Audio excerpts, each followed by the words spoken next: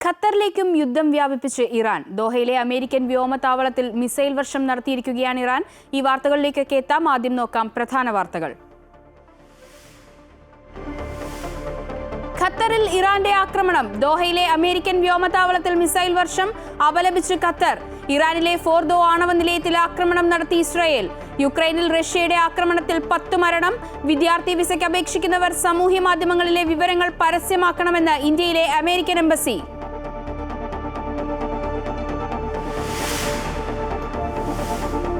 നിലമ്പൂരിൽ വമ്പൻ വിജയവുമായി ആര്യാടൻ ഷൗക്കത്ത്. മണ്ഡലം തിരിച്ചുപിടിച്ച UDF. 11,077 വോട്ടിന്റെ ഭൂരിപക്ഷം. അടിതെറ്റി LDF. സ്വന്തം പഞ്ചായത്തിലും നേട്ടമുണ്ടാക്കാതെ M സ്വരാജ്. 19,760 വോട്ട് നേടി കരുത്തറിയിച്ച് PV അൻവർ. വോട്ട് നിലനിർത്തി BJP.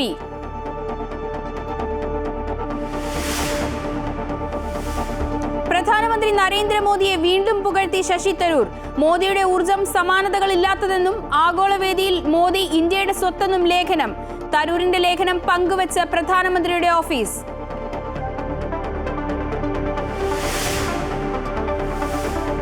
അഹമ്മദാബാദ് വിമാന ദുരന്തത്തിൽ മരിച്ച മലയാളി നഴ്സ് രഞ്ജിതയുടെ മൃതദേഹം തിരിച്ചറിഞ്ഞു. മൃതദേഹം നാളെ നാട്ടിലെത്തിക്കും. സംസ്കാരം വൈകിട്ട് പത്തനംതിട്ടയിലെ വീട്ടുവളപ്പിൽ.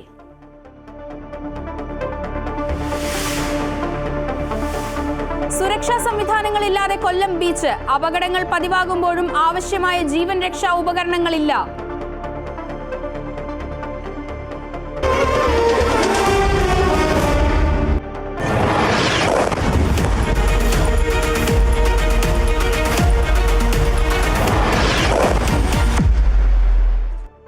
ഈ മണിക്കൂറിലെ ഏറ്റവും പ്രധാനപ്പെട്ട വാർത്തയിലേക്കാണ്. ഖത്തറിൽ ഇറാന്റെ ആക്രമണം. ദോഹയിലെ അമേരിക്കൻ വ്യോമതാവളത്തിലാണ് ഇറാൻ മിസൈൽ വർഷം നടത്തിയത്. ആക്രമണത്തിൽ ഖത്തർ അപലപിച്ചു. ഖത്തറല്ല അമേരിക്കയാണ് ലക്ഷ്യമെന്ന് ഇറാൻ വ്യക്തമാക്കി. നേരത്തെ ഖത്തർ വ്യോമപാത അടച്ചിരുന്നു. എയർ ഇന്ത്യ മിഡിൽ ഈസ്റ്റിലേക്കുള്ള വിമാന സർവീസുകൾ നിർത്തി. ബഹ്റൈനിലും സുരക്ഷാ സൈറൻ മുഴങ്ങി. വിവരങ്ങളുമായി ശ്രീരാജ് കൈമൾ ചേരുന്നുണ്ട്. ശ്രീരാജ്, ഇറാനും ഇസ്രായേലിനും തമ്മിലുള്ള യുദ്ധം എന്ന നിലയിൽ നിന്ന് മാറി ഇപ്പോൾ അതിൽ അമേരിക്കയും ഖത്തറും ഒക്കെ കക്ഷി ചേരുന്ന നിലയിലേക്ക് എത്തിയിരിക്കുകയാണ് കാര്യങ്ങൾ. എന്തൊക്കെയാണ് വിവരങ്ങൾ? ജനി നേരത്തെ സൂചിപ്പിച്ചതുപോലെ തന്നെ ഇറാൻ ആണവ കേന്ദ്രങ്ങൾക്ക് നേരെയുള്ള US-ന്റെ ആക്രമണത്തിന് പിന്നാലെ GCC രാജ്യങ്ങളും അതീവ ജാഗ്രതയിൽ തന്നെയായിരുന്നു. ഖത്തറിലെ US-ന്റെ സൈനിക ക്യാമ്പായ അൽ ഉദൈദ് എയർബേസിന് നേരെയാണ് ഇറാന്റെ ആക്രമണം ഉണ്ടായത്. ആക്രമണത്തെ ഖത്തർ അതിശക്തമായി അപലപിച്ചിട്ടുണ്ട്. അതുപോലെ തന്നെ മിസൈലുകൾ ഫലപ്രദമായി പ്രതിരോധിക്കാനായി എന്ന് വ്യക്തമാക്കിയിട്ടുണ്ട്. അതേസമയം ഇറാൻ സഹോദര രാജ്യങ്ങൾക്ക് നേരെ അല്ല തങ്ങളുടെ ആക്രമണമെന്ന് ഇറാൻ സെക്യൂരിറ്റി കൗൺസിൽ അല്പം മുമ്പ് വ്യക്തമാക്കിയിട്ടുണ്ട്. ഖത്തറുമായുള്ള ചരിത്രപരമായ ബന്ധം നിലനിർത്താനും തുടരാനും ഖത്തർ ഇറാൻ പ്രതിജ്ഞാബദ്ധമാണെന്നും ഇറാൻ സെക്യൂരിറ്റി കൗൺസിൽ അറിയിക്കുന്നുണ്ട്. ബഹ്റൈനിലും ജാഗ്രതാ നിർദ്ദേശം ജനങ്ങൾക്ക് നൽകിയിട്ടുണ്ട്. ബഹ്റൈൻ വ്യോമപാത അടച്ചതായി ബഹ്റൈൻ ന്യൂസ് ഏജൻസിയും അല്പം മുമ്പ് റിപ്പോർട്ട് ചെയ്തിട്ടുണ്ട്. UAE-യിലേക്കുള്ള വിമാന സർവീസുകളെയും ഈ നിലവിലത്തെ സാഹചര്യം ബാധിച്ചിട്ടുണ്ടെന്നാണ് നമ്മൾ മനസ്സിലാക്കുന്നത്. ഔദ്യോഗിക സ്ഥിരീകരണം ഉണ്ടായിട്ടില്ലെങ്കിലും UAE-യിലേക്കുള്ള പല വിമാന സർവീസുകളും വഴിതിരിച്ചുവിടുന്നതായോ അല്ലെങ്കിൽ സമയം നീട്ടിവെക്കുന്നതായോ റദ്ദാക്കുന്നതായോ ഉള്ള വിവരങ്ങളും നമുക്ക് പുറത്തു വരുന്നുണ്ട്. ഇവിടുത്തെ UAE-യിലെ പ്രാദേശിക മാധ്യമങ്ങളും അത്തരത്തിലുള്ള വിവരങ്ങൾ നൽകുന്നുണ്ട്. നേരത്തെ ജനി സൂചിപ്പിച്ചതുപോലെ എയർ ഇന്ത്യയും വിമാന സർവീസ് മിഡിൽ ഈസ്റ്റിലേക്കുള്ള വിമാന സർവീസുകൾ നിർത്തിവെച്ചിട്ടുണ്ട്. ബഹ്റൈനിലേക്ക് പുറപ്പെട്ട വിമാനം തിരിച്ചു വിളിച്ചതായി റിപ്പോർട്ടുകൾ വരുന്നുണ്ട്. ഇത്തരത്തില് പൊതുവിൽ പ്രവാസികളെ സംബന്ധിച്ചിടത്തോളം ഗൾഫ് GCC രാജ്യങ്ങളിലെ പ്രവാസികളെ സംബന്ധിച്ചിടത്തോളം നിലവിലത്തെ സാഹചര്യം ഒരല്പം ആശങ്ക ഉണ്ടാക്കുന്നതാണ്. അതിലേക്ക് തന്നെയാണ് വരുന്നത്. ഇന്ത്യക്കാരോട് വീടിന് പുറത്തിറങ്ങരുതെന്ന് വരെ നിർദ്ദേശം നൽകി കഴിഞ്ഞു. നമുക്കറിയാം GCC രാജ്യങ്ങളിലൊക്കെ മിഡിൽ ഈസ്റ്റിലൊക്കെ ഇന്ത്യയിൽ നിന്നുള്ളവർ ധാരാളം പേരുണ്ട്. അവരെ ഇതെങ്ങനെയാണ് ബാധിക്കുക? ജിനി, ഞാനതാണ് സൂചിപ്പിച്ചത്. നിലവില് ഈ സാഹചര്യം നിലവില് GCC രാജ്യങ്ങളിലുള്ള മലയാളികൾ അടക്കമുള്ള പ്രവാസികളെ അല്പം ആശങ്കയിലാക്കുന്നുണ്ട്. എങ്കിലും നമുക്ക് ഖത്തറിൽ നിന്നൊക്കെ നമ്മുടെ സുഹൃത്തുക്കൾ വഴി കിട്ടുന്ന വിവരം അനുസരിച്ചിട്ട് അവർ ഈ ആക്രമണത്തിന്റെ ചില ദൃശ്യങ്ങൾ ഒക്കെ നമ്മളുമായിട്ടൊക്കെ പങ്കുവെക്കുന്നുണ്ട്. ഈ മിസൈലുകൾ വരുന്നതിന്റെയും അത് പ്രതിരോധിക്കുന്നതിന്റെയും അതിന്റെ ശബ്ദം കേട്ടതിന്റെയും ഒക്കെ വിവരങ്ങൾ നമ്മളോട് പങ്കുവെക്കുന്നുണ്ടെങ്കിലും അവർ നിലവിൽ സുരക്ഷിതരാണ് എന്ന വിവരം തന്നെയാണ് നമുക്ക് ലഭിക്കുന്നത്. എന്തായാലും ഇറാൻ നേരത്തെ നമ്മൾ പ്രധാനമായി സ്വാഭാവികമായും സൂചിപ്പിച്ചതുപോലെ ഇറാനും വ്യക്തമാക്കുന്നത് ഖത്തർ എന്ന അവരുടെ ഒരു സഹോദര രാജ്യത്തിന് നേരെയല്ല ആക്രമണമെന്നും അമേരിക്കയ്ക്ക് നേരെയുള്ള ആക്രമണം എന്ന നിലയിലാണ് അവരതിനെ വിശദീകരിക്കുന്നത്. അമേരിക്കൻ സൈനിക ക്യാമ്പുകൾക്ക് നേരെയാണ് ആക്രമണമെന്നാണ് വിശദീകരിക്കുന്നത്. ഖത്തറിൽ അമേരിക്കയുടെ ഏതാണ്ട് 8,000-ഓളം സൈനികർ ഉൾപ്പെടെയുള്ള 8,000-ഓളം US പൗരന്മാർ, 8,000-ലേറെ US പൗരന്മാർ ഉണ്ടെന്നാണ് ലഭിക്കുന്ന വിവരം. US സ്റ്റേറ്റ് ഡിപ്പാർട്ട്മെന്റും അത്തരത്തിലുള്ള കണക്കുകളാണ് പുറത്തുവിടുന്നത്. അതുപോലെ തന്നെ വിവിധ GCC രാജ്യങ്ങളിൽ ഖത്തറിന് സൈനിക ക്യാമ്പുകളുണ്ട്. ആ ക്യാമ്പുകളെയാണ് തങ്ങൾ ലക്ഷ്യം വെക്കുന്നത് എന്നാണ് ഇറാൻ വ്യക്തമാക്കുന്നത്. പക്ഷേ സ്വാഭാവികമായും ഇത്തരത്തിലുള്ള സാഹചര്യങ്ങൾ ഗൾഫിലുള്ള GCC രാജ്യങ്ങളിലുള്ള മലയാളികൾ അടക്കമുള്ള പ്രവാസികളെയും ഒരല്പം ആശങ്കയിലാക്കുന്നതാണ്. എന്തായാലും എല്ലാവരും ഈ പ്രശ്നങ്ങളൊക്കെ അധികം വേഗം അവസാനിച്ച് എല്ലാവരും സുരക്ഷിതരായിട്ട് ജീവിക്കാനുള്ള ഒരു സാഹചര്യം ഉണ്ടാകുമെന്ന് തന്നെയാണ് നമുക്ക് പ്രതീക്ഷിക്കാൻ സാധിക്കുന്നത് ജെനി. ഇപ്പോൾ ശ്രീരാജ്, അതുപോലെ തന്നെ നേരത്തെ തന്നെ ഖത്തർ വ്യോമപാത അടച്ചിരുന്നു. എന്നാൽ ഇപ്പോൾ എയർ ഇന്ത്യ മിഡിൽ ഈസ്റ്റിലേക്കുള്ള വിമാന സർവീസുകളൊക്കെ നിർത്തിവെച്ചിരിക്കുകയാണെന്ന് അറിയിച്ചിരിക്കുകയാണ്. ഇതെങ്ങനെയാണ് വിദേശികളെ അടക്കമുള്ള സഞ്ചാരികളെ ബാധിക്കുക?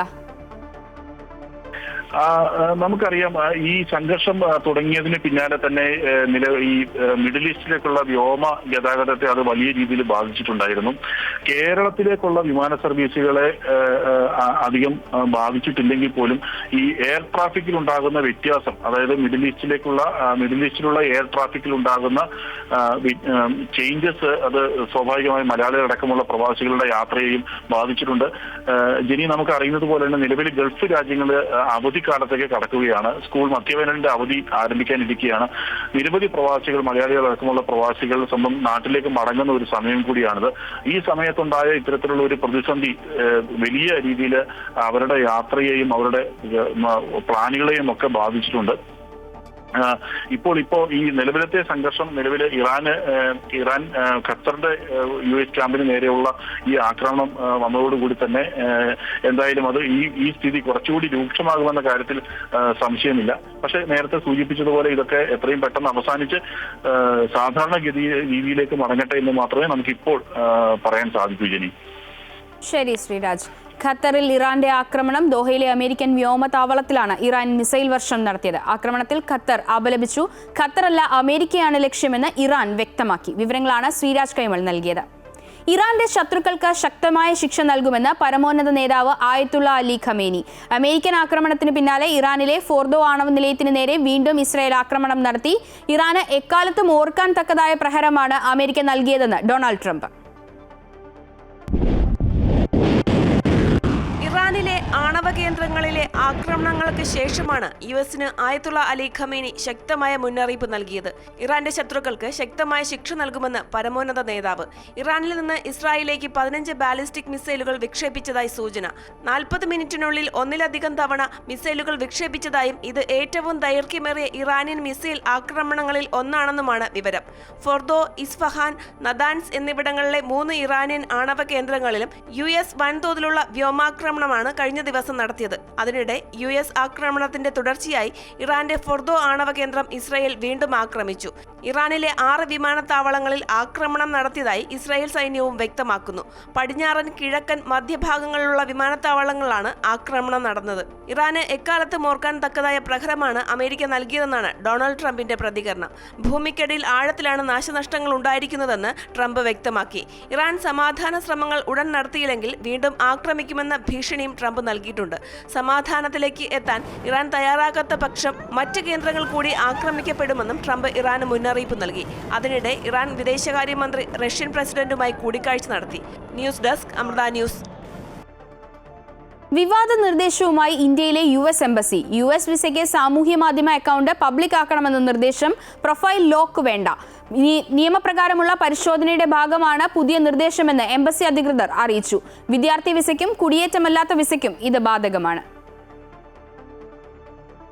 ഇറാനും ഇസ്രയേലും തമ്മിലുള്ള സംഘർഷം രൂക്ഷമായ സാഹചര്യത്തിൽ രാജ്യത്തെ സ്വദേശികളുടെയും വിദേശികളുടെയും ആശങ്കകൾ അകറ്റുന്നതിനും അവശ്യ സാധനങ്ങളുടെ ലഭ്യത ഉറപ്പുവരുത്തുന്നതിനും കുവൈറ്റ് വാണിജ്യ മന്ത്രാലയം നിർദ്ദേശങ്ങൾ പുറപ്പെടുവിച്ചു. ഇതിന്റെ ഭാഗമായി കോപ്പറേറ്റീവ് സൊസൈറ്റികൾ, അവശ്യ സാധന വിൽപ്പന കേന്ദ്രങ്ങൾ മുതലായ സ്ഥാപനങ്ങളിൽ അവശ്യ സാധനങ്ങൾ സൂക്ഷിക്കുന്ന ഷെൽഫുകളിൽ മുഴുവൻ സമയങ്ങളിലും സാധനങ്ങൾ നിറച്ചു സൂക്ഷിക്കണമെന്ന് മന്ത്രാലയം നിർദ്ദേശം നൽകി.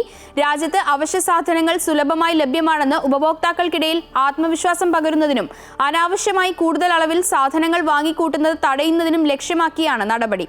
ഇതിനു പുറമെ രാജ്യത്തെ വിവിധ ഗവർണറേറ്റുകളിൽ അവശ്യ സാധനങ്ങളുടെ ലഭ്യത പരിശോധിക്കുവാൻ സാമൂഹികകാര്യ മന്ത്രാലയത്തിന്റെ മേൽനോട്ടത്തിൽ പ്രത്യേക കർമ്മസേനകളെയും നിയമിച്ചിട്ടുണ്ട്.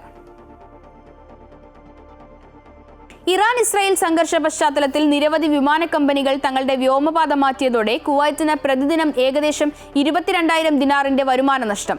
യൂറോപ്പിനും ഗൾഫിനും ഇടയിൽ ഡസൻ കണക്കിന് വിമാനങ്ങളാണ് കുവൈറ്റിന്റെ വ്യോമപാത ഉപയോഗിച്ച് സർവീസ് നടത്തുന്നത്. ഏഷ്യയിൽ നിന്നും യൂറോപ്പിലേക്കും തിരിച്ചുമുള്ള റൂട്ടുകളാണ് ഇവയിൽ ഭൂരിഭാഗവും. എന്നാൽ ഇറാൻ ഇസ്രായേൽ സംഘർഷം പൊട്ടിപ്പുറപ്പെട്ടതോടെ നിരവധി വിമാനങ്ങൾ ഇറാഖിനും ഇറാനും മുകളിലൂടെ പറക്കുന്നത് ഒഴിവാക്കി മധ്യേഷ്യയിലോ സൗദി അറേബ്യയിലോ വഴിതിരിച്ചു വിടുവാൻ തീരുമാനിച്ചതിനെ തുടർന്നാണ് പ്രതിദിനം ഏകദേശം 22,000 ദിനാറിന്റെ നഷ്ടം കുവൈറ്റിനുണ്ടായിരിക്കുന്നത്. 2015 ജനുവരി 1 മുതലാണ് തങ്ങളുടെ വ്യോമാതിർത്തിയിലൂടെ സഞ്ചരിക്കുന്ന വിമാനങ്ങൾക്ക് കുവൈറ്റ് ഫീസ് ചുമത്താൻ ആരംഭിച്ചത്. കുവൈറ്റ് അന്താരാഷ്ട്ര വിമാനത്താവളത്തിലേക്ക് എത്തുന്നതും പുറപ്പെടുന്നതുമായ വിമാനങ്ങൾക്കൊഴികെ കുവൈറ്റ് വ്യോമാതിർത്തിയിലൂടെ സഞ്ചരിക്കുന്ന ഓരോ വിമാനത്തിനും 40 ദിനാർ ഫീസാണ് ഈടാക്കുന്നത്. നിലവിലെ സംഘർഷ സാഹചര്യത്തിൽ ജാഗ്രത പാലിക്കുവാനും മുൻകരുതൽ നടപടികൾ സ്വീകരിക്കുവാനും കുവൈറ്റിലെ ഫ്രഞ്ച് എംബസി ഫ്രഞ്ച് പൗരന്മാർക്ക് നിർദ്ദേശം നൽകി. പ്രകടനങ്ങളും ഒത്തുചേരലുകളും ഒഴിവാക്കണമെന്നും ഫ്രഞ്ച് എംബസി ഔദ്യോഗിക ട്വിറ്റർ അക്കൗണ്ട് വഴി അറിയിച്ചു. കുവൈറ്റിലെ ഫ്രഞ്ച് എംബസിയുടെ വെബ്സൈറ്റ് വഴി മേഖലയിലെ സുരക്ഷാ സംഭവ വികാസങ്ങൾ നിരന്തരമായി നിരീക്ഷിക്കണമെന്നും യാത്രാ നിർദ്ദേശങ്ങൾ പാലിക്കണമെന്നും അധികൃതർ അറിയിച്ചു. നിരവധി അയൽ രാജ്യങ്ങളിലെ വ്യോമാതിർത്തി അടച്ചിടുന്നത് മൂലം വിമാനങ്ങളുടെ കാലതാമസത്തിനോ റദ്ദാക്കലിനോ കാരണമായേക്കാം. അതിനാൽ യാത്രക്കാർ യാത്രാ തീയതികൾക്ക് മുൻപ് അവരുടെ എയർലൈനുകളുമായി ബന്ധപ്പെടണമെന്നും നിർദ്ദേശത്തിൽ സൂചിപ്പിച്ചു. വരും ദിവസങ്ങളിൽ Iran, Iraq, Jordan, Israel, Palestine, Lebanon, Syria എന്നീ രാജ്യങ്ങളിലേക്ക് യാത്ര ചെയ്യരുതെന്നും എംബസി തങ്ങളുടെ പൗരന്മാർക്ക് നൽകിയ നിർദ്ദേശത്തിൽ അറിയിച്ചു. സിറിയൻ തലസ്ഥാനമായ ദമാസ്കസിലെ പള്ളിയിലെ ചാവേർ ആക്രമണത്തെ അപലപിച്ച് സൗദി. ദമാസ്കസിലെ ദ്വലെ പ്രദേശത്തുള്ള സെന്റ് ഏലിയാസ് പള്ളിയിൽ IS ഭീകര സംഘടനയുമായി ബന്ധമുള്ള സംഘം ചാവേർ ആക്രമണം നടത്തി. വെടിയുതിർക്കുകയും പിന്നാലെ സ്ഫോടക വസ്തു ബെൽറ്റ് ഉപയോഗിച്ച് സ്വയം പൊട്ടിത്തെറിക്കുകയുമായിരുന്നു. ആരാധനാലയങ്ങൾ ലക്ഷ്യമിടുന്നതും സാധാരണക്കാരെ ഭയപ്പെടുത്തുന്നതും നിരപരാധികളുടെ രക്തം ചൊരിയുന്നതും ഹീനമായ നടപടിയാണെന്നും സൗദി വിദേശകാര്യ മന്ത്രാലയം ഊന്നിപ്പറഞ്ഞു.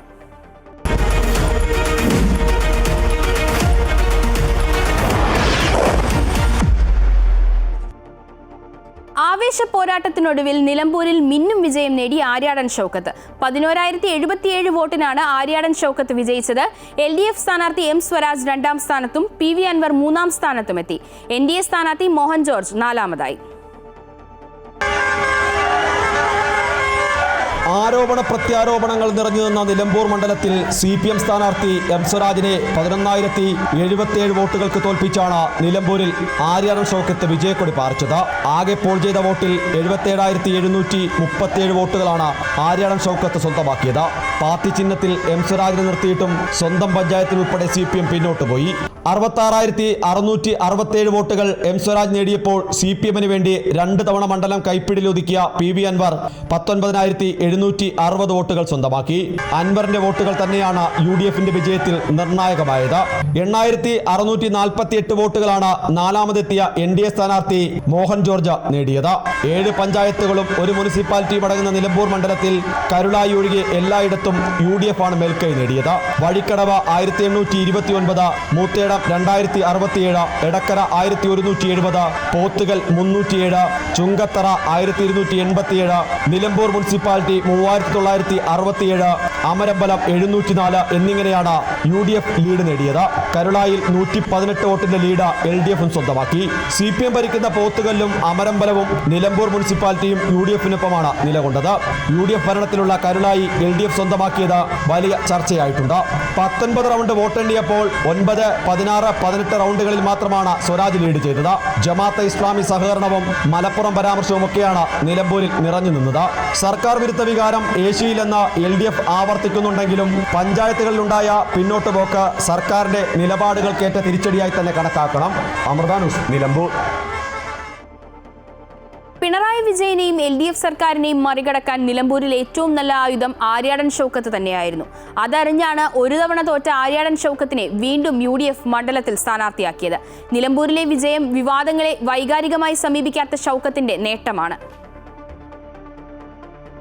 ആര്യാടൻ മുഹമ്മദ് എന്ന കേരള രാഷ്ട്രീയത്തിലെ അതികായന്റെ മണ്ഡലമാണ് നിലമ്പൂർ. എന്നാൽ ആര്യാടൻ മുഹമ്മദിന് പകരം ആര്യാടൻ ഷൗക്കത്ത് 2016 സ്ഥാനാർത്ഥിയായി. കോൺഗ്രസിന്റെ രാഷ്ട്രീയ നീക്കങ്ങൾ അറിയാവുന്ന PV അൻവറിനെ സ്വതന്ത്ര സ്ഥാനാർത്ഥിയായി രംഗത്തിറക്കി CPM മണ്ഡലം പിടിച്ചെടുത്തു. അച്ഛന്റെ പിന്തുടർച്ചയുമായി അധികാരത്തിലേക്ക് കയറാമെന്ന ഷൗക്കത്തിന്റെ നീക്കങ്ങൾക്ക് തിരിച്ചടി. അന്ന് 11,504 വോട്ടുകൾക്കായിരുന്നു ഷൗക്കത്തിന്റെ തോൽവി. അടുത്ത തെരഞ്ഞെടുപ്പിൽ പക്ഷേ UDF ഷൗക്കത്തിനെ സ്ഥാനാർത്ഥിയാക്കിയില്ല. പകരം VV പ്രകാശ് എത്തി. ഭൂരിപക്ഷം കുറയ്ക്കാൻ കഴിഞ്ഞുവെങ്കിലും ഫലം മറിച്ചായിരുന്നില്ല. 2700 വോട്ടിന് അൻവറിലൂടെ CPM മണ്ഡലം നിലനിർത്തി. അപ്പോഴും പദവികളൊന്നുമില്ലെങ്കിലും ഷൗക്കത്ത് തന്റെ രാഷ്ട്രീയ പ്രവർത്തനം നിലമ്പൂരിൽ തുടരുന്നുണ്ടായിരുന്നു. ആ തുടർച്ചയായ ഇടപെടലുകളാണ് 9 വർഷത്തിനപ്പുറം നിലമ്പൂരുകാർ അംഗീകരിച്ചത്. CPMന് കിട്ടാവുന്ന ഏറ്റവും കരുത്തനായ സ്ഥാനാർത്ഥിയെ നിർത്തിയിട്ടും സർക്കാർ സംവിധാനങ്ങൾ, പാർട്ടി സംവിധാനങ്ങൾ എണ്ണയിട്ട യന്ത്രം പോലെ പ്രവർത്തിച്ചിട്ടും എല്ലാം മറികടക്കാൻ UDFന് കഴിഞ്ഞുവെങ്കിൽ ആര്യാടൻ ഷൗക്കത്ത് എന്ന സൗമ്യനായ നേതാവിന്റെ വ്യക്തിപ്രഭാവം കൂടി പ്രധാന കാരണമാണ്. അന്ന് അൻവറിനോട് തോറ്റ വോട്ടിന് സമാനമായ രീതിയിൽ തന്നെയാണ് ഇന്നത്തെ വിജയം. ഭൂരിപക്ഷം 11,077. അൻവർ LDFുമായി അകന്നതോടെ സർക്കാർ വിരുദ്ധ വോട്ടുകൾ കൃത്യമായി അനുകൂലമാകുമെന്ന UDF നേതാക്കളുടെ പ്രതീക്ഷ ഷൗക്കത്ത് കാത്തു. എനിക്ക് വോട്ട് ചെയ്ത് വിജയിപ്പിച്ച എല്ലാവർക്കുമുള്ള നന്ദി രേഖപ്പെടുത്തുകയാണ്. UDF ഇതിന്റെ തെരഞ്ഞെടുപ്പ് പ്രഖ്യാപിച്ചതിന് ശേഷം UDF ഒറ്റക്കെട്ടായി പ്രവർത്തിച്ചു എന്നതാണ് ഇതിന്റെ ഇതുപോലൊരു തെരഞ്ഞെടുപ്പ് ഫലമുണ്ടായത്. മന്ത്രിയായും MLA ആയും ആര്യാടൻ മുഹമ്മദ് നിറഞ്ഞു നിന്ന തറവാട്ടിൽ പരാജയത്തിന് ശേഷം വീണ്ടും ഷൗക്കത്തിലൂടെ വിജയമെത്തുമ്പോൾ കുടുംബത്തിനും അത് ഇരട്ടി മധുരമായി. ഇപ്പോൾ തിരിച്ചു പിടിച്ചതിൽ വളരെ വളരെ സന്തോഷമായി. എപ്പാക്കും അതിപ്പോൾ തിരിച്ചു പിടിക്കണം എന്നുള്ള ഒരാഗ്രഹം ഉണ്ടായിരുന്നു. അതിപ്പോൾ സഫലമായി. നിലമ്പൂർ തിരിച്ചു പിടിക്കാനായത് തന്നെയാണ് ഏറ്റവും വലിയ സന്തോഷം. എല്ലാവർക്കും വിശ്വാസം ഉണ്ടായിരുന്നു വിജയിക്കുന്നുള്ളത്. എല്ലാവർക്കും നന്ദി, വോട്ട് ചെയ്ത എല്ലാവർക്കും. വ്യക്തിപരമായ ഒരുപാട് ആക്രമണങ്ങൾ നേരിട്ടാണ് ഇന്ന് കാണുന്ന വിജയത്തിലേക്ക് ഷൗക്കത്ത് എത്തിയത്. ആരോപണങ്ങളും വിമർശനങ്ങളും നിരവധി നേരിട്ടു. മറുപടി UDF നേതാക്കൾ പറയുമെന്ന് മാത്രമായിരുന്നു ഷൗക്കത്തിന്റെ നിലപാട്. വാക്കുകൊണ്ടോ നോട്ടം കൊണ്ടോ എതിർപക്ഷത്തെ ആരെയും നോവിക്കാൻ ഷൗക്കത്ത് തയ്യാറായില്ല. ആ സൗമ്യതയ്ക്ക് കിട്ടിയ അംഗീകാരം കൂടിയാണ് നിയമസഭാ ഉപതെരഞ്ഞെടുപ്പ് ഫലം. അമൃത ന്യൂസ്, നിലമ്പൂർ. ആർക്കും തള്ളിക്കളയാനാകാത്ത ഫാക്ടറായി PV അൻവർ നിലമ്പൂരിൽ മാറിയെന്നത് ഈ തെരഞ്ഞെടുപ്പിന്റെ മറ്റൊരു പ്രത്യേകതയാണ്. 5000 വോട്ടുകൾ പോലും നേടില്ല എന്ന് വിധിയെഴുതിയ മുന്നണി നേതാക്കൾക്കുള്ള മറുപടിയാണ് അൻവറിന്റെ 20,000-നടുത്തുള്ള വോട്ടുകൾ. ഒറ്റയ്ക്ക് മത്സരിച്ച് ശക്തി തെളിയിച്ച അൻവറിന് മുന്നിൽ തദ്ദേശ നിയമസഭാ തെരഞ്ഞെടുപ്പുകളിൽ UDFിലെ അടഞ്ഞ വാതിലുകൾ തനിയെ തുറക്കുമെന്നതും ഉറപ്പായി കഴിഞ്ഞു. ആര്യാടൻ ഷൗക്കത്തിനെ അംഗീകരിക്കാനാകില്ല എന്ന ഒറ്റ പിടിവാശിയിൽ UDFിലേക്കുള്ള വാതിൽ സ്വയം അടച്ച PV അൻവറിന് പറയാൻ ന്യായീകരണങ്ങൾ പലതുണ്ടായിരുന്നു. പിണറായിസവും സതീശനിസവും മാറി മാറി തൊടുത്തുവിട്ട അൻവർ തന്റെ സ്വന്തം തട്ടകത്തിൽ സ്വതന്ത്രനായി ഒറ്റയ്ക്കിറങ്ങുമ്പോഴും 9 വർഷം നെഞ്ചോട് ചേർത്ത മണ്ഡലം അങ്ങനെ അങ്ങ് കൈവിടില്ലെന്ന ആത്മവിശ്വാസം മുറുകെ പിടിച്ചിരുന്നു. LDFിലും UDFിലും കരുത്തന്മാരായ സ്ഥാനാർത്ഥികൾ കളത്തിലിറങ്ങിയിട്ടും മണ്ഡലത്തിലുള്ള തന്റെ സ്വാധീനം എത്രത്തോളമുണ്ടെന്ന് കാട്ടിക്കൊടുക്കാൻ കഴിഞ്ഞു. അതുകൊണ്ട് തന്നെയാണ് വോട്ടെണ്ണൽ പകുതിയെത്തിയപ്പോഴേക്കും അൻവറിനെ ചേർത്ത് നിർത്താൻ KPCC അധ്യക്ഷനും BK കുഞ്ഞാലിക്കുട്ടിയും അടക്കം UDF നേതൃത്വം തയ്യാറായത്. ഞാൻ അൻവറെ കൂടെ കൂട്ടാൻ വേണ്ടി എല്ലാ ശ്രമവും നടത്തിയ ഒരാളാണ്. നിങ്ങൾക്കറിയാവുന്ന കാര്യമാണ്. കുഞ്ഞാലിക്കുട്ടിയും ഞാനും അതിനുവേണ്ടി അവസാനം വരെ KPCC പ്രസിഡന്റും പ്രതിപക്ഷ നേതാവുമായി അവരുമായി സംസാരിച്ച് അതിൻ്റെ ശ്രമം നടത്തിയ ആളാണ്. കാരണം UDF എല്ലാ കാലത്തും CPMനെതിരെ നിലപാട് സ്വീകരിച്ചവരെ കൂടെ കൂട്ടിയിട്ടുണ്ട്. അത് UDFുമായി ചർച്ച ചെയ്തുകൊണ്ട് UDFിലെ മുതിർന്ന നേതാക്കന്മാരുണ്ട്. ആ നേതാക്കന്മാരുമായി ഒക്കെ ചർച്ച ചെയ്തുകൊണ്ട് തീരുമാനമെടുക്കേണ്ട കാര്യങ്ങളാണ്. അത് ഞാൻ ആദ്യം പറഞ്ഞതല്ലോ, അൻവർ കൂടി ഉണ്ടായിരുന്നെങ്കിൽ 25,000 വോട്ടിന് ജയിക്കായിരുന്നു. അതൊക്കെ പാർട്ടിയിലും മുന്നണിയിൽ ആലോചിക്കേണ്ട കാര്യമാണ്. അതൊന്നും ആരും ഒറ്റയ്ക്ക് തീരുമാനിക്കേണ്ട വിഷയമല്ല. ഒരു കൊട്ടിക്കലാശം പോലും നടത്താതെ ഇത്രയേറെ അനുയായികൾ ഒപ്പമുണ്ടെന്ന് തെളിയിക്കാൻ അൻവറിനായി. ഈ ഉപതെരഞ്ഞെടുപ്പിലുടനീളം തന്റെ പ്രസ്താവനകൾ മാറ്റിയും തിരിച്ചും പറഞ്ഞുകൊണ്ടേയിരുന്ന അൻവർ പക്ഷെ തുടക്കം മുതൽ ഒടുക്കം വരെ പിണറായിസത്തിനെതിരെയാണ് പോരാട്ടമെന്ന നിലപാട് ആവർത്തിച്ചുകൊണ്ടിരുന്നു. ആ പോരാട്ടം വിജയം കണ്ടുവെന്ന് അൻവറിന് തെളിയിക്കാൻ കഴിഞ്ഞു. 5000 വോട്ടുകൾ പോലും നേടില്ല എന്ന് മുന്നണികൾ വിധി എഴുതിയിടത്താണ് വോട്ടെണ്ണലിന്റെ ഓരോ നിമിഷവും മുന്നണി നേതാക്കൾക്ക് അൻവറിന്റെ മുന്നേറ്റം നെഞ്ചെടുപ്പ് നൽകിയത്. ഇനി തദ്ദേശ നിയമസഭാ തെരഞ്ഞെടുപ്പുകൾക്ക് ആരുടെയും വാതിൽ മുട്ടാൻ അൻവറിന് പോകേണ്ടി വരില്ല. അൻവറിന് മുന്നിൽ അടയ്ക്കപ്പെട്ട UDFിന്റെ വാതിൽ തനിയെ തുറക്കുകയാണ്. അമൃത ന്യൂസ്, തിരുവനന്തപുരം. 10,000-ലധികം വോട്ടുകളുടെ ഭൂരിപക്ഷത്തിൽ നിലമ്പൂരിൽ വിജയിച്ചത് ആര്യാടൻ ഷൗക്കത്താണെങ്കിൽ UDFിൽ വിജയിച്ചത് VD സതീശൻ എന്ന പ്രതിപക്ഷ നേതാവാണ്. തുടക്കം മുതൽ ഒടുക്കം വരെ PV അൻവറിന്റെ സമ്മർദ്ദങ്ങൾക്ക് വഴങ്ങാതെ നിലപാടിൽ ഉറച്ചുനിന്ന സതീശന് ലഭിച്ച അംഗീകാരം തന്നെയാണ് ഈ തിളക്കമാർന്ന വിജയം. തനിക്ക് നേരെ വാതിലടച്ച നടപടിയെ സതീശനിസം എന്ന പേര് വിളിച്ച് അൻവർ മറ്റൊരർത്ഥത്തിൽ കേരള രാഷ്ട്രീയത്തിൽ VD സതീശൻ എന്ന നേതാവിനെ അനിഷേധ്യനാക്കുകയായിരുന്നു. UDF ഒറ്റക്കെട്ടായി എടുത്ത സ്ഥാനാർത്ഥി നിർണയത്തെ PV അൻവറിന് മുന്നിൽ അടിയറവ് വെക്കാൻ ഒരുക്കമല്ല എന്ന് ആവർത്തിച്ച് വ്യക്തമാക്കിയ ചെയർമാനും പ്രതിപക്ഷ നേതാവുമായ VD സതീശൻ അന്നു മുതൽ നേരിട്ടത് വെല്ലുവിളി തന്നെയായിരുന്നു. കണ്ണിലെ കരടായി മാറിയ പ്രതിപക്ഷ നേതാവിനെ കടന്നാക്രമിക്കുകയായിരുന്നു ഓരോ വേദിയിലും PV അൻവർ. ഷൗക്കത്തിനെ അംഗീകരിച്ചാൽ UDFിലേക്ക് എടുക്കാമെന്നത് ഒറ്റക്കെട്ടായ തീരുമാനമെന്ന് നേതാക്കൾ ആവർത്തിച്ചിട്ടും അൻവർ പക്ഷേ പ്രതിക്കൂട്ടിൽ നിർത്തിയത് VD സതീശനെ മാത്രം. ലീഗിന്റെ കോട്ടയിൽ കുഞ്ഞാലിക്കുട്ടിയടക്കമുള്ള തലപ്പൊക്കമുള്ള നേതാക്കളുടെ താൽപര്യത്തിന് പോലും മുൻതൂക്കം കിട്ടാതെ വന്നപ്പോൾ ഒരു വേള VD സതീശൻ കോൺഗ്രസിലും UDFിലും ഒറ്റയാനായി മാറി. അപ്പോഴും അൻവറിന് മുന്നിൽ മുട്ടുമടക്കാൻ തയ്യാറായില്ല. അപ്പുറത്ത് CPM ചിഹ്നത്തിൽ കരുത്തനായ M സ്വരാജ് സ്ഥാനാർത്ഥിയായപ്പോഴും അൻവറിനെ UDFിൽ കൂട്ടാനുള്ള ശ്രമങ്ങൾക്ക് പച്ചക്കൊടി വീശിയുമില്ല. എന്ത് പ്രത്യാഘാതമുണ്ടായാലും ഒറ്റയ്ക്ക് നേരിടുമെന്നും UDFിലെ മൺമറഞ്ഞവരും ഇപ്പോഴുള്ളവരുമായ നേതാക്കളുടെ മഹത്തായ പാരമ്പര്യം ഉയർത്തിക്കാട്ടിയുമാണ് തന്റെ നിലപാടിനെ VD സതീശൻ ന്യായീകരിച്ചത്. രണ്ടാം പിണറായി സർക്കാരിന്റെ കാലത്ത് നടന്ന 4 ഉപതെരഞ്ഞെടുപ്പുകളിലും സിറ്റിംഗ് സീറ്റുകൾ മുന്നണികൾ നിലനിർത്തിയപ്പോൾ അഞ്ചാമത്തേതിൽ LDFിൽ നിന്ന് പിടിച്ചെടുക്കാൻ കഴിഞ്ഞത് VD സതീശന്റെ നേതൃത്വത്തിനുള്ള അംഗീകാരമാണ്. ഒറ്റക്കെട്ടായി എടുത്ത തീരുമാനത്തെ പക്ഷേ പ്രതിപക്ഷ നേതാവിന്റെ ധാർഷ്ട്യമായി ഉയർത്തിയ അൻവർ സതീശനിസമെന്നും മുക്കാൽ പിണറായി എന്നും പേര് വിളിച്ചു. തെരഞ്ഞെടുപ്പ് ഫലം പ്രതികൂലമെങ്കിൽ തനിക്ക് നേരെ ആക്രമണം അഴിച്ചുവിടാൻ പതിയിരിക്കുന്ന സ്വന്തം പാളയത്തിലെ നേതാക്കളെയും മുന്നിൽ കണ്ടു തന്നെയാണ് സതീശൻ വെല്ലുവിളി ഏറ്റെടുത്തത്. ഒടുവിൽ ഫലം വന്നപ്പോൾ ആ സതീശനിസത്തെ കോൺഗ്രസും UDFും ഒരുപോലെ ഉൾക്കൊള്ളുന്നു. ഞാനൊരു തീരുമാനം എടുത്തിട്ടില്ല. എനിക്ക് അതിൻ്റെ ക്രെഡിറ്റും വേണ്ട. ഇപ്പോൾ തീരുമാനം എടുത്തതുകൊണ്ടാണ് ജയിച്ചതെന്നുള്ളതിൻ്റെ ക്രെഡിറ്റും വേണ്ട. ഞാൻ ഒറ്റയ്ക്ക് ഒരു തീരുമാനം എടുത്തിട്ടില്ല. 8 മാസം മാത്രം അകലെയുള്ള തെരഞ്ഞെടുപ്പിന്റെ സെമിഫൈനലാണിതെങ്കിൽ ഫൈനലിൽ ഓടിയെത്താൻ കച്ചമുറുക്കിയിരിക്കുന്ന കോൺഗ്രസ് നേതാക്കൾക്ക് സതീശൻ ഇഫക്റ്റ് തള്ളിക്കളയാനാകുകയുമില്ല. അമൃത ന്യൂസ്, തിരുവനന്തപുരം. കരുത്തനായ യുവനേതാവിനെ കളത്തിലിറക്കിയിട്ടും കണക്കുകൂട്ടലുകൾ പിഴച്ചതിന്റെ ക്ഷീണത്തിലാണ് ഇടതുമുന്നണി. ഭരണവിരുദ്ധ വികാരം ഉണ്ടായിട്ടില്ലെന്നും LDFിന്റെ രാഷ്ട്രീയ അടിത്തറ നഷ്ടമായിട്ടില്ലെന്നും ചൂണ്ടിക്കാട്ടുന്ന നേതൃത്വം വർഗീയ വോട്ടുകളുടെ പിൻബലത്തിലാണ് UDFിന്റെ വിജയമെന്ന ആരോപണവും ശക്തമാക്കുന്നു. അതേസമയം MV ഗോവിന്ദന്റെ ആസ്ഥാനത്തുള്ള RSS പരാമർശത്തിൽ വിമർശനം വീണ്ടും തലപൊക്കുകയാണ്. നാളെ CPI നേതൃയോഗവും 25 മുതൽ CPM നേതൃയോഗവും ചേരുകയാണ്. മൂന്നാം തുടർഭരണം ലക്ഷ്യമിട്ട് മുന്നോട്ടു പോകുന്ന ഇടത് സർക്കാരിന് മാസങ്ങൾ മാത്രം ബാക്കി നിൽക്കെ നടന്ന ഉപതെരഞ്ഞെടുപ്പിലാണ് സിറ്റിംഗ് സീറ്റ് നഷ്ടമായിരിക്കുന്നത്. സംസ്ഥാന സെക്രട്ടേറിയറ്റ് അംഗവും പാർട്ടിയിലെ ഏറ്റവും കരുത്തനായ നേതാവുമായ M സ്വരാജിനെ രംഗത്തിറക്കിയിട്ടും പ്രതീക്ഷയ്ക്കൊത്ത് ഉയരാൻ കഴിഞ്ഞില്ല. ഭരണവിരുദ്ധ വികാരം ഉണ്ടായിട്ടില്ല എന്ന് കണക്കുകൾ നിരത്തി ന്യായീകരിക്കുമ്പോഴും വീഴ്ചകൾ തിരുത്തി മുന്നോട്ടു പോകുമെന്ന് സമ്മതിക്കുക കൂടി ചെയ്യുകയാണ് നേതാക്കൾ. ഞങ്ങൾ നയപരമായിട്ടാണ് കാര്യങ്ങൾ കൈകാര്യം ചെയ്യുന്നത്. ആരെങ്കിലും വരികയോ പോവുകയോ ചെയ്യുന്ന നോക്കത്തില്ല. എല്ലാറ്റിൻ്റെയും കൃത്യമായ നിലപാട് ഞങ്ങൾക്കുണ്ട്. ഈ തെരഞ്ഞെടുപ്പിലൂടെ രൂപപ്പെട്ട എല്ലാ വശവും ഇടതുപക്ഷ ജനാധിപത്യ മുന്നണി സമഗ്രമായി പരിശോധിക്കും. ഓരോ പാർട്ടിയുടെയും നില ഓരോ പാർട്ടിയും പരിശോധിക്കും. ഞങ്ങളുടെ ഭാഗത്തുള്ള വീഴ്ചയോട് കൂടിയാണ് ഇത്രയും ഒരു പരാജയം ഉണ്ടാകുന്നത്.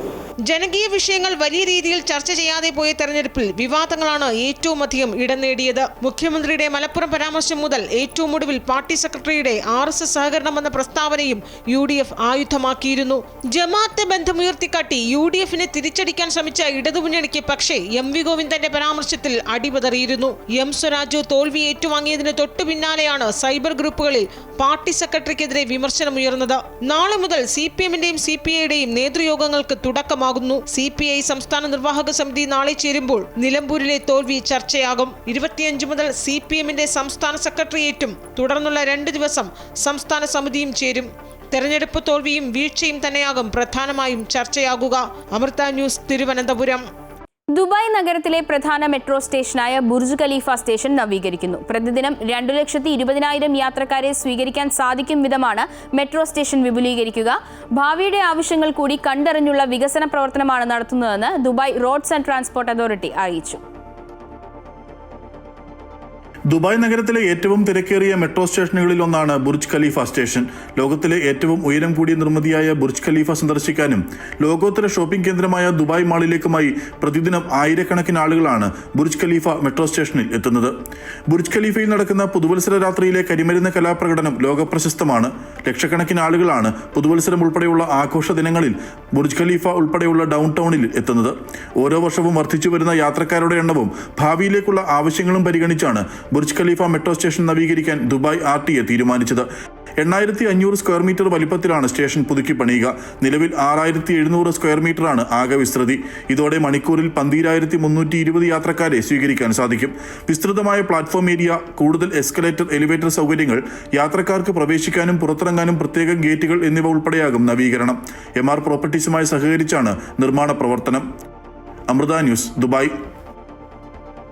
ദുബായ് ആസ്ഥാനമായ റിവാക് ഔഷ എഡ്യൂക്കേഷണൽ ഇൻസ്റ്റിറ്റ്യൂട്ട് UK ആസ്ഥാനമായി പ്രവർത്തിക്കുന്ന നെബോഷിന്റെ സഹകരണത്തോടെ UAE-യിലെ 10,000 തൊഴിലാളികൾക്ക് സൗജന്യ സുരക്ഷിതത്വ പരിശീലനം നൽകുന്ന പദ്ധതിക്ക് തുടക്കം കുറിച്ചു.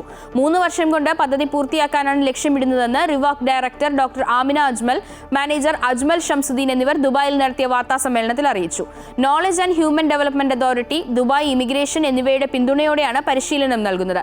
തൊഴിൽ സുരക്ഷാ മേഖലയിലെ പ്രമുഖ അവാർഡിംഗ് സ്ഥാപനമായ നെബോഷ് UK-ക്ക് പുറത്തു നടത്തുന്ന ആദ്യ CSR പദ്ധതിയാണിത്. ഉയർന്ന അപകട സാധ്യതയുള്ള മേഖലകളിൽ ജോലി ചെയ്യുന്ന തൊഴിലാളികളിൽ സുരക്ഷാബോധവും അടിയന്തര സാഹചര്യങ്ങൾ കൈകാര്യം ചെയ്യാനുള്ള കഴിവും വർദ്ധിപ്പിക്കുക എന്നതാണ് പദ്ധതിയുടെ പ്രധാന ലക്ഷ്യം. ലോകമെമ്പാടുമുള്ള മലയാളികളെ ഒന്നിപ്പിക്കുന്ന വേൾഡ് മലയാളി കൗൺസിലിന്റെ ഗ്ലോബൽ ബൈനിയൽ കോൺഫറൻസ് ഷാർജയിൽ നടക്കും. ജൂൺ 27, 28, 29 തീയതികളിൽ ഷാർജ കോർണിഷ് ഹോട്ടലിലാണ് സമ്മേളനം സംഘടിപ്പിച്ചിരിക്കുന്നത്. വിവിധ രാജ്യങ്ങളിൽ നിന്നുള്ള മലയാളികളുടെ പ്രതിനിധികൾ സമ്മേളനത്തിൽ പങ്കെടുക്കും. സാമൂഹിക സാംസ്കാരിക സെമിനാറുകൾ, ബിസിനസ് മീറ്റിംഗുകൾ, കലാപരിപാടികൾ, പൊതുയോഗം എന്നിവ സമ്മേളനത്തിന്റെ ഭാഗമായി നടക്കും. സാംസ്കാരിക മേഖലകളിലെ പ്രഗത്ഭരായ നിരവധി വ്യക്തികൾ സമ്മേളനത്തിൽ പങ്കെടുക്കുമെന്ന് ദുബായിൽ നടന്ന വാർത്താ സമ്മേളനത്തിൽ WMC global ambassador Isaac John Pattanipparambil അറിയിച്ചു. ഗ്ലോബൽ വൈസ് പ്രസിഡന്റുമാരായ Charles Paul, Shahul Hameed, media forum chairman VS Bijukumar, middle east chairman Santhosh Kottath, president Vinesh Mohan എന്നിവർ പങ്കെടുത്തു. കേരളത്തിലെ കോളേജ് അലൂമിനികളുടെ ദുബായിലെ കൂട്ടായ്മയായ അക്കാഫ് അസോസിയേഷന് പുതിയ നേതൃനിര. കമ്മ്യൂണിറ്റി ഡെവലപ്മെന്റ് അതോറിറ്റി പ്രതിനിധികളുടെ സാന്നിധ്യത്തിൽ ചേർന്ന പൊതുയോഗത്തിലാണ് പുതിയ ഭാരവാഹികളെ തെരഞ്ഞെടുത്തത്. കോട്ടയം ബെസേലിയസ് കോളേജ് പ്രതിനിധിയായ പോൾ T. ജോസഫ് പ്രസിഡന്റായി തുടരും. General secretary Shine Chandrasenan, treasurer Rajesh Pillai, vice president Lakshmi Aravind എന്നിവരാണ് പുതിയ ഭാരവാഹികൾ. 2021 അക്കാഫ് അസോസിയേഷന് ഒരു സംഘടനാ സംവിധാനത്തിൽ പ്രവർത്തിക്കാനുള്ള ദുബായ് ഗവൺമെന്റിന്റെ അംഗീകാരം ലഭിച്ചത്. ദുബായിലെ സാമൂഹ്യ സാംസ്കാരിക രംഗത്ത് കൂടുതൽ പ്രവർത്തനങ്ങൾ സംഘടിപ്പിച്ചുകൊണ്ട് മുന്നേറാൻ സംഘടനയ്ക്ക് സാധിച്ചതായി യോഗം വിലയിരുത്തി. ദുബായിലെ ഇന്ത്യൻ കോൺസുലേറ്റിന്റെ സഹകരണത്തോടെ നടക്കുന്ന വസന്ത ഉത്സവം കലാസന്ധ്യ ദുബായിൽ നടന്നു. സബീൽ ലേഡീസ് ക്ലബ് ഹാളിൽ നടന്ന പരിപാടി സാംസ്കാരിക വിഭാഗം കോൺസുൽ ബിജേന്ദർ സിംഗ് ഉദ്ഘാടനം ചെയ്തു. Dubai police major Omar Al Marzouqi, Joy Alukkas എന്നിവരും ചടങ്ങിൽ പങ്കെടുത്തു. പത്മശ്രീ പണ്ഡിറ്റ് റോനു മജുംദാർ, UP രാജു, K ശേഖർ, ശുഭജ്യോതി ഗുഹ എന്നിവർ അവതരിപ്പിച്ച ജുഗൽബന്ദിയായിരുന്നു പ്രധാന പരിപാടി. ഭരതനാട്യം ഉൾപ്പെടെയുള്ള മറ്റ് കലാപരിപാടികളും അരങ്ങേറി. ദുബായിലെ ഇന്ത്യൻ കോൺസുലേറ്റിന്റെ സഹകരണത്തോടെ 2015 മുതൽ നടക്കുന്ന വാർഷിക സാംസ്കാരിക പരിപാടിയാണ് വസന്തോത്സവം. അബുദാബി മുഹമ്മദ് ബിൻ സായിദ് സിറ്റിയിലെ അൽ റുഹ സ്ട്രീറ്റിൽ ലുലു ഗ്രൂപ്പിന്റെ പുതിയ ഹൈപ്പർ മാർക്കറ്റ് പ്രവർത്തനം ആരംഭിച്ചു. GCC-യിൽ റീറ്റെയിൽ സാന്നിധ്യം കൂടുതൽ വിപുലമാക്കുന്നതിന്റെ ഭാഗമായാണ് മുഹമ്മദ് ബിൻ സായിദ് സിറ്റിയിലെ പുതിയ Lulu hypermarket. Lulu group chairman MA Yusuff അലിയുടെ സാന്നിധ്യത്തിൽ Zayed city municipality centre director engineer Mohammed Abdullah Al Hosani ഉദ്ഘാടനം നിർവഹിച്ചു. UAE-യുടെ വിഷൻ 2030 പിന്തുണ നൽകുന്നതാണ് പുതിയ ലുലു ഹൈപ്പർ മാർക്കറ്റ് എന്നും ആഗോള ഷോപ്പിംഗ് സേവനം UAE-യുടെ കൂടുതൽ മേഖലകളിലേക്ക് കൂടി ലഭ്യമാക്കുകയാണ് ലക്ഷ്യമെന്നും MA യൂസഫ് അലി പറഞ്ഞു. GCC-യിലെ ലുലു റീറ്റെയിലിന്റെ 256ാമത്തെ സ്റ്റോറാണ് മുഹമ്മദ് ബിൻ സായിദ് സിറ്റിയിലേത്. അബുദാബിയിൽ മാത്രം 18 പുതിയ സ്റ്റോറുകൾ കൂടി തുറക്കുമെന്നും MA യൂസഫ് അലി പറഞ്ഞു.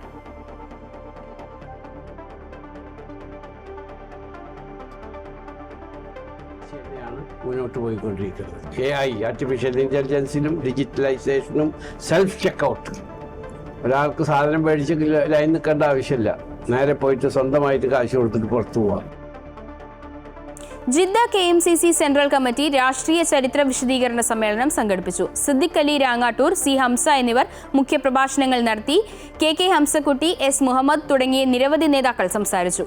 ഫാസിസ്റ്റ് കമ്മ്യൂണിസ്റ്റ് പ്രസ്ഥാനങ്ങളുടെ ന്യൂനപക്ഷ വിരുദ്ധതയ്ക്കെതിരെ അഭിപ്രായ വ്യത്യാസങ്ങൾ മാറ്റിവെച്ച് ഐക്യപ്പെടണമെന്ന് സംസാരിച്ചവർ അഭിപ്രായപ്പെട്ടു.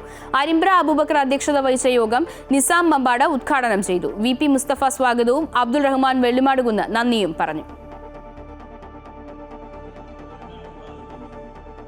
സൗദി അറേബ്യയിലെ ഇന്ത്യൻ എംബസിയും കോൺസുലേറ്റുമായി ബന്ധപ്പെട്ട പാസ്പോർട്ട്, വിസ അടക്കമുള്ള കോൺസുലാർ സേവനങ്ങൾക്കുള്ള ഔട്ട്സോഴ്സിംഗ് കരാർ ഏറ്റെടുത്ത പുതിയ കമ്പനിയുടെ പ്രവർത്തനം വൈകുമെന്ന് റിപ്പോർട്ട്. പുതിയ ഔട്ട്സോഴ്സിംഗ് സ്ഥാപനമായ അലങ്കിത് അസൈൻമെന്റ് ലിമിറ്റഡ് ജൂലൈ 1 മുതൽ ചുമതല ഏറ്റെടുക്കുമെന്ന് അറിയിച്ചിരുന്നെങ്കിലും ഇതിനുള്ള ഒരുക്കങ്ങൾ പൂർത്തിയാകാത്തതിനാൽ പ്രവർത്തനം വൈകുകയാണ്. നിലവിലെ സേവനദാതാക്കളായ VFS ഗ്ലോബലിനോട് 3 മാസം കൂടി സേവനം തുടരാൻ എംബസി ആവശ്യപ്പെട്ടതായി കമ്പനി വൃത്തങ്ങൾ അറിയിച്ചു. സന്ദർശകർ ഏറെ എത്തുന്ന കൊല്ലം ബീച്ചിൽ സുരക്ഷാ സംവിധാനങ്ങൾ ഒരുക്കുന്നതിൽ വീഴ്ച. സംസ്ഥാനത്തെ തന്നെ ബീച്ചുകളിൽ ഏറെ അപകട സാധ്യതയുള്ള ഇവിടെ ജില്ലാ ടൂറിസം വകുപ്പിന്റെ പ്രഖ്യാപനങ്ങൾ വാക്കിൽ മാത്രം ഒതുങ്ങുകയാണ്. അപകടങ്ങൾ പതിവാകുമ്പോഴും ആവശ്യമായ ജീവൻ രക്ഷാ ഉപകരണങ്ങൾ ലഭ്യമായിട്ടില്ല എന്നാണ് ലൈഫ് ഗാർഡുകളുടെയും പരാതി. കടൽ എന്നും സന്ദർശകർക്കൊരു കൗതുകമാണ്. തീരത്തെ പുൽകുന്ന തിരയിൽ കാലൊന്നും നനയ്ക്കാതെ ആരും മടങ്ങില്ല. മനസ്സിന്റെ ഈ ആഗ്രഹത്തിന് പ്രായത്തിന്റെ അതിർവരമ്പുകളില്ല. എന്നാൽ അപകടം ഏതു നിമിഷവും സംഭവിക്കാമെന്ന യാഥാർത്ഥ്യം പലരും ഇവിടെ മറക്കുന്നു. 51 ജീവനുകളാണ് കൊല്ലം ബീച്ചിൽ പൊലിഞ്ഞത്. ഈ കണക്കുകളിൽ തന്നെ വ്യക്തമാണ് എല്ലാം. സംസ്ഥാനത്ത് തന്നെ ഏറ്റവും അപകടം നിറഞ്ഞ ബീച്ചാണ് കൊല്ലം ബീച്ചെന്ന ജില്ലാ ഭരണകൂടവും ടൂറിസം വകുപ്പും വിധിയെഴുതിയ ഇവിടെ എത്തുന്ന സന്ദർശകർക്ക് പക്ഷേ ഇതിനെക്കുറിച്ച് വലിയ അറിവുകളില്ല. രാത്രി സമയങ്ങളിലാണ് ബീച്ചിലേക്ക് സന്ദർശകർ ഏറെ എത്തുന്നത്. തിരയുടെ വലിപ്പമോ തിരക്കുള്ളിലെ ചുഴികളെക്കുറിച്ചോ അറിയാതെ കൊച്ചുകുട്ടികൾ വരെ കടലിലേക്ക് ഇറങ്ങുന്നു. തീരത്തു നിന്നും ചുവടുകളുടെ മാത്രം അകലത്തിൽ വലിയ കുഴികളാണ് ഇവിടെയുള്ളത്. തിരമാലകളുടെ വലിപ്പവും മറ്റിടങ്ങളിലുള്ളതിലും കൂടുതലാണ്. അപകടങ്ങൾ ഏറെയുള്ള ഈ സാഹചര്യങ്ങളിൽ പരിമിതമായ സംവിധാനങ്ങളാണ് ലൈഫ് ഗാർഡുകൾക്കുള്ളത്. ആവശ്യമായ ജീവൻ രക്ഷാ ഉപകരണങ്ങൾ ടൂറിസം വകുപ്പ് നൽകിയിട്ടില്ല. അപകട സാഹചര്യങ്ങളിൽ സന്ദർശകരെ വിലക്കുമ്പോൾ ലൈഫ് ഗാർഡുകൾക്ക് സന്ദർശകരിൽ നിന്നും ഉണ്ടാകുന്നതാകട്ടെ മോശം അനുഭവങ്ങളാണ്. അപകട സൂചനാ ബോർഡുകൾ തുരുമ്പെടുത്ത് നശിച്ചിരിക്കുന്നു. കടൽ പ്രക്ഷുബ്ധമാകുന്ന സമയങ്ങളിൽ കടലിലേക്ക് ഇറങ്ങുന്നത് തടയാൻ വലിയ റോപ്പുകൾ കെട്ടി തിരിക്കാറുണ്ട്. എന്നാൽ ഇവിടെ അതുമില്ല. സുരക്ഷ ഒരുക്കി നൽകേണ്ടവർ അതിൽ വീഴ്ച വരുത്തുമ്പോൾ സ്വയം സുരക്ഷിതരാകാൻ നമുക്ക് കഴിയണം. ഏറെ അപകടകരമാണ് കൊല്ലം ബീച്ച്. ഇത് മനസ്സിലാക്കാതെയാണ് സന്ദർശകർ ഈ കടലിലേക്ക് ഇറങ്ങുന്നത്. അങ്ങനെയാണ് പലരും അപകടത്തിൽപ്പെടുന്നത്. രാത്രിയാകുമ്പോൾ ഇവിടെ സന്ദർശകരുടെ എണ്ണം കൂടും. അത് നിയന്ത്രിക്കുന്നതിനും സംവിധാനങ്ങളില്ല. ലൈഫ് ഗാർഡ് ഉണ്ടെങ്കിലും അവർക്കാവശ്യമായ സുരക്ഷാ ക്രമീകരണങ്ങൾ ഒരുക്കി നൽകുന്നതിലും അധികൃതർക്ക് വീഴ്ച സംഭവിച്ചിരിക്കുന്നു. പ്രദീപ് വാളത്തുങ്കലിനൊപ്പം സുധീഷ്, അമൃത ന്യൂസ്, കൊല്ലം. പ്രധാനമന്ത്രി നരേന്ദ്രമോദിയെ വീണ്ടും പുകഴ്ത്തി കോൺഗ്രസ് MP ശശി തരൂർ. പ്രധാനമന്ത്രിയെ ഇന്ത്യയുടെ പ്രധാന സമ്പാദ്യമെന്നാണ് ശശി തരൂർ വിശേഷിപ്പിച്ചത്. ദ ഹിന്ദു പത്രത്തിലെ ലേഖനത്തിലാണ് കേന്ദ്ര സർക്കാരിനെയും മോദിയെയും തരൂർ പ്രശംസിക്കുന്നത്. തരൂരിന്റെ ലേഖനം PMO ഇന്ത്യയുടെ എക്സ് പേജിൽ പങ്കുവച്ചിട്ടുണ്ട്. അഹമ്മദാബാദ് വിമാന ദുരന്തത്തിൽ മരിച്ച മലയാളി നഴ്സ് രഞ്ജിതയുടെ മൃതദേഹം നാളെ ജന്മനാട്ടിലെത്തിക്കും. തിരുവനന്തപുരം വിമാനത്താവളത്തിൽ എത്തിച്ച ശേഷം രാവിലെ 11 മണിയോടെയാണ് സ്വദേശമായ പുല്ലാട്ടേക്ക് മൃതദേഹം എത്തിക്കുക. അമ്മയുടെ DNA സാമ്പിളുമായി പരിശോധിച്ചാണ് രഞ്ജിതയുടെ മൃതദേഹം തിരിച്ചറിഞ്ഞത്.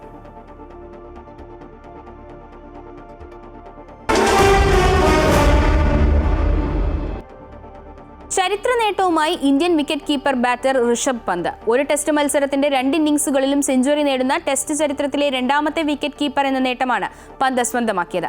2001 ദക്ഷിണാഫ്രിക്കയ്ക്കെതിരെ സിംബാബ്വേയുടെ ആൻഡി ഫ്ലവറാണ് ഈ നേട്ടം ആദ്യമായി കൈവരിച്ചത്. ആദ്യ ഇന്നിംഗ്സിൽ 134 റൺസ് നേടിയ പന്ത് 2ാം ഇന്നിംഗ്സിൽ 118 റൺസ് എടുത്തു. മിഡിൽ ഈസ്റ്റ് വാർത്തകൾ പൂർണ്ണമാകുന്നു. കൂടുതൽ വാർത്തകൾ അമൃത ന്യൂസ് യൂട്യൂബ് ചാനലിൽ കാണാം. നമസ്കാരം.